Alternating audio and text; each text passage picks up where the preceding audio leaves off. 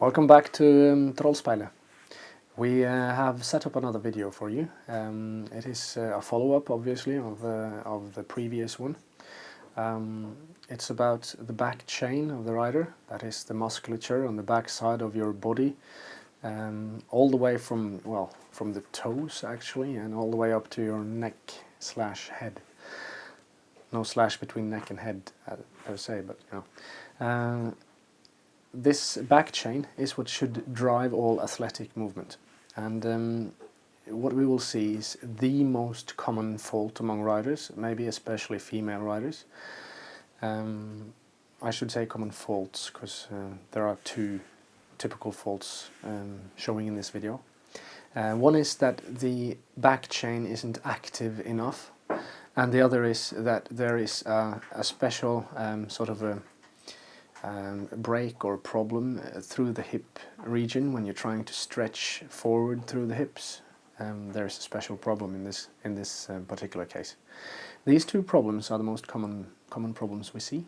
That means, I don't know, 80–90% of all riders at least that we find have more or less pronounced problems in these two areas. The rider we will see is not particularly good or bad in any respect in this particular area of focus, but is a good example of the problems that we find, and shows quite well the progression you can or will do. Most riding teachers will have a lot of cues they use to try and solve these problems, and we are trying to solve the same type of problems. They will say things like stretch up, or shoulders back, or keep your legs back, or tighten your stomach, or stretch your legs down or heels down. Lots of these little cues are cues that try to aim for a more active back chain and more movement through the hips. That is what should come out of it, at least.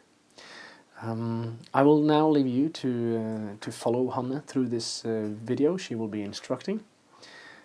I hope you will enjoy it. Good. So can you hold?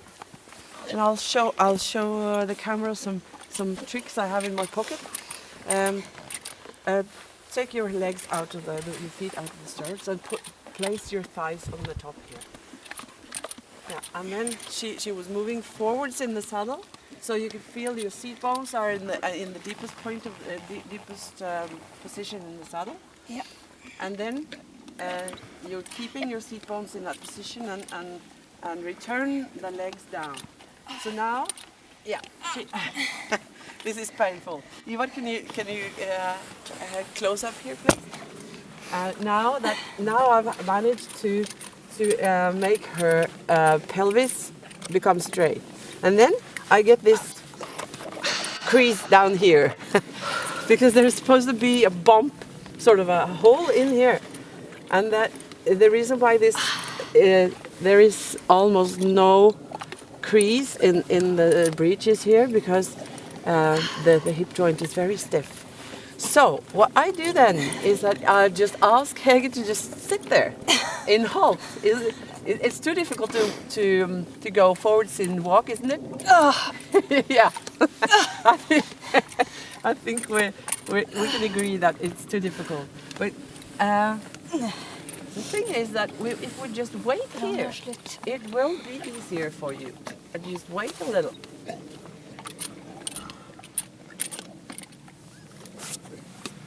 Bend your knee. And then I'll do a magical trick again.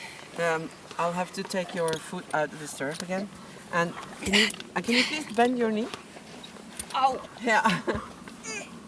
Bend. Yeah, I know.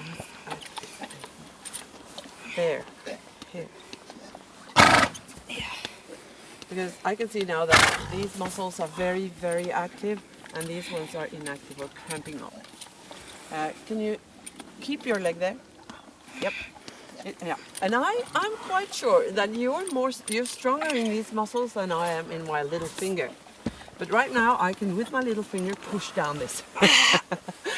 And that is because these muscles are not, the coordination is not working. And it's really, really very common. So that is the reason why it's very difficult to keep your legs still. So I want to see now if you can hold it, that one there. And I'm looking for this crease. Hold the leg up. Hold it. Yeah, good. And push this one forwards. Good. And if you cramp up now, it's good. Forwards with that one. Yes, that's good. And then I'll let you go. And then I'm doing the same on the other side. So now I'm just waking up these muscles. And now, if you can look at that leg, it's different. This one is much more to the front, and so I have to do it on both sides. So I'm taking hold of your foot, pushing it backwards. Yeah, I know it's painful. Don't make the pain face. And forwards. Yeah. And keep your leg bent. Good. Keep it there.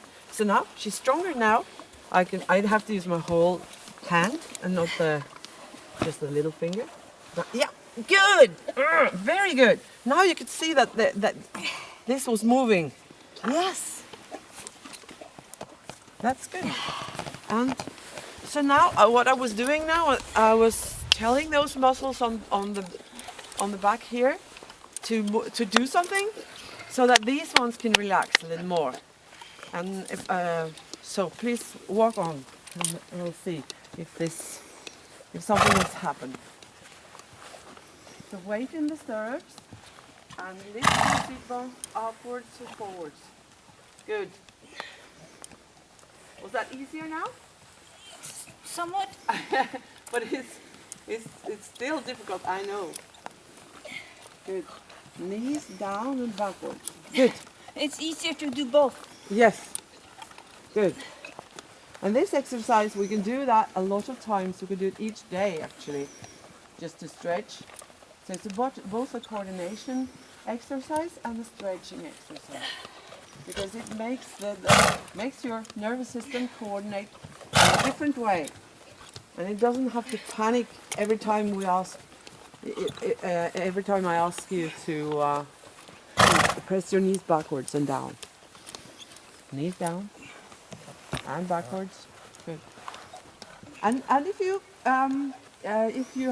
go forwards in trot and with a posting trot, we can see if that is easier now to do the posting trot in a more correct way.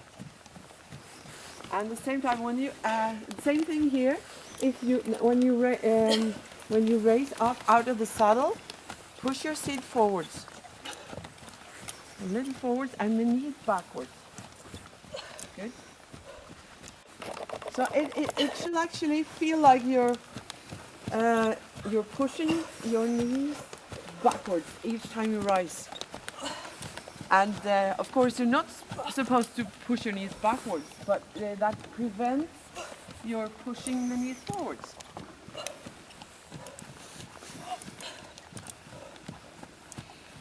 And if you imagine now that you have got a tail, you're a dog with a tail, and you have your tail between your legs, and I'm taking hold of the tail, and I'm pulling the tail forwards each time you rise. Now, good. Now, pull the tail forwards. Now, good. Yeah. Now we're actually straining hip joints a lot. You could hear that she's really struggling with it. But for each time she's struggling with that, it's easier for her horse. Good. Knees backwards. Good.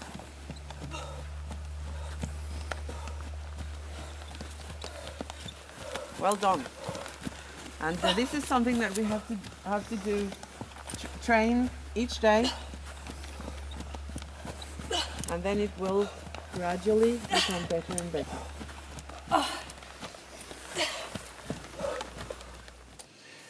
So that was the last episode before Christmas and New Year from Trollspeilet official. There might be a few more drips of you know, handheld camera little films during Christmas as well. Maybe for amusement as much as for teaching. But if you enjoy following what we do, please keep doing so also throughout Christmas. Happy Christmas and a Merry New Year.